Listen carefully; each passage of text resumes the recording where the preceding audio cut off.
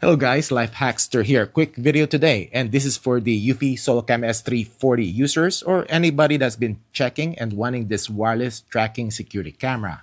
I have a no screws, no holes install options for you. But first, comment below if you have this camera and how is it performing so far. I've been using this ever since I reviewed it and has been performing pretty well. It can consistently detect us from where I install it in the shed when we get out of our back door, and that is around 40 feet away.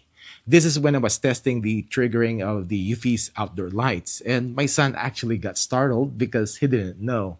Anyways, if you haven't seen my video on these lights, I will link it down below. Also, the footage is not in color and in infrared night vision because I turned off the spotlight on the camera. Well, I got these two types of mounts, and the first one is a gutter mount, which is made specifically for the SoloCam S340. And I made a video about gutter mounts a few videos ago, and this type of screws is the one that I don't like because it might be too short for my gutters. So before trying to install this, I'll try to fit this in my sample rain gutter piece here, which is the same design as the one around the house. And I think it will clamp in just enough. And I think this will work.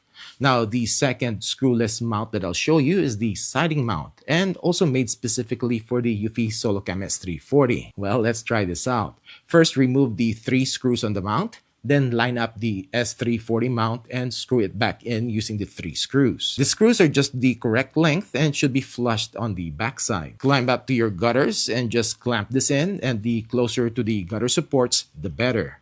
Make sure it is screwed in tight and just push in the S340 to the mount. And it is not as sturdy as I want. You'll probably get some shaking when it is windy. Most gutter mounts have this type of clamping though. To prevent this up and down movement, it needs a third point of contact to the gutters like the ring gutter mount. But this should work, and it is sturdy enough to not vibrate when the S340 tracks. There's a little bit of movement that you will notice though in the telephoto lens, but not bad. Next, we have the siding mount. Now, both of these mounts are sold by different brands, but I'm pretty sure it is just the same manufacturer. Unscrew the screws and line up the S340 mount and screw it into the mount. Now, I have the hardy board sidings. Just slide in the top part of the mount on the gap, and you will see that it is tilted up.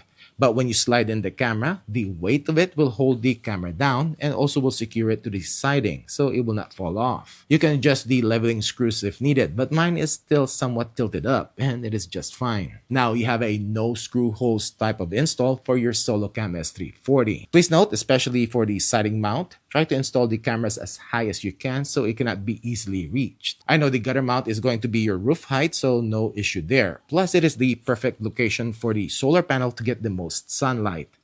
Well, I will link these mounts in the description down below, and that's it for this video. Thanks for watching.